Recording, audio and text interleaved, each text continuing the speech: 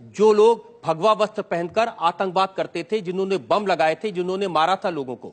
देखिए, उसमें साध्वी प्रज्ञा ठाकुर का नाम और स्वामी असीमानंद का नाम ये तब लाए थे जब, मैं आश्चर्य करता हूं, जिस मामले में चार्जशीट दाखिल हो चुकी हो, जिसमें नहीं, आप मुझे बताइए कि देखिए, ये मैं क्या कह रहा हूं, प्रज्ञा, स्वामी असीमानंद, ये हिंदू नहीं है या आतंकवादी नहीं है? मैं वही आ रहा हूं ना, मैं वही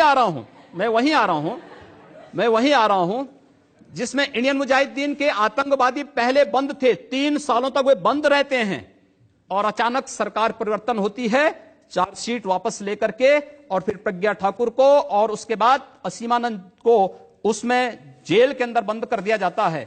ये क्या तरीका है? अगर आपका कार्य करने का तरीका केवल इस आधार पर है, इस देश के अंदर वे लोग भी प्रधानमंत्री थे जो कहते थे कि इस देश के संसाधनों पर मुसलमानों का अधिकार है, क्या इस देश का हिंदू यहां पर झक मारेगा? क्या तरीका है ये? इस देश का प्रधानमंत्री सांप्रदायिक आधार पर विभाजित कर रहा है। हमने तो नहीं बांटा सांप्रदायिक आधार पर।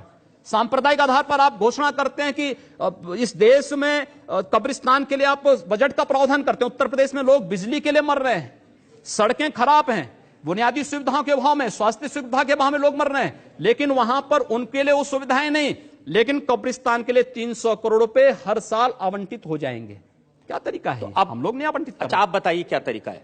आपकी सरकार है, अब आप सिर्फ हिंदुओं की भलाई करेंगे? नहीं, सारी सिर्फ हिंदुओं। मैं कह रहा हूं, हम जाति, मजहब या धर्म के आधार पर भेदभाव किसी का नहीं करेंगे, लेकिन तुष्टीकरण भी किसी का नहीं करेंगे। तुष्टीकरण भी किसी का नहीं करेंगे। इस देश के नागरिक के रूप में जिसको रहना होगा, भारत के संविधान को मान करके चले, भारत की परंपरा पर विश्वास करे, भारत के महापुरुषों को सम्मान दें, सबका स्वागत होगा। लेकिन अगर भारत के अंदर रह करके ये नहीं चलेगा कि तन भारत में और मन पाकिस्तान में, ये चलेगा, तो हम लोग इसको नहीं स्वीकार कर पाएंगे, कतई नहीं स्वीकार करेंगे।